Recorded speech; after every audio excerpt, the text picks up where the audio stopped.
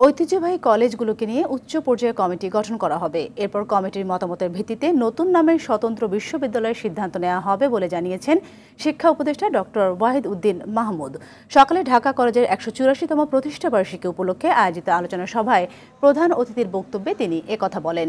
অনুষ্ঠানে আরও উপস্থিত ছিলেন অধ্যাপক আনু মোহাম্মদ সহ ঢাকা কলেজের সাবেক কৃতী শিক্ষার্থীরা।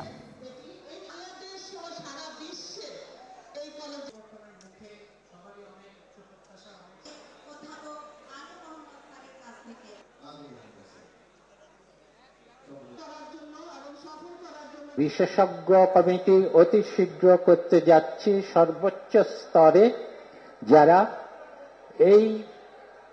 এই কলেজগুলোর একত্রিত একটা প্রাতিষ্ঠানিক রূপ দেবে, অবকাঠামো কি করে আরো বাড়ানো যায় এবং সেগুলোকে সমন্বিত ভাবে একটা প্রাতিষ্ঠানিক রূপ কি করে দেওয়া যায়, সেটার নাম তোমাদের সকলের সাথে আলোচনা করেই দেয়া হবে।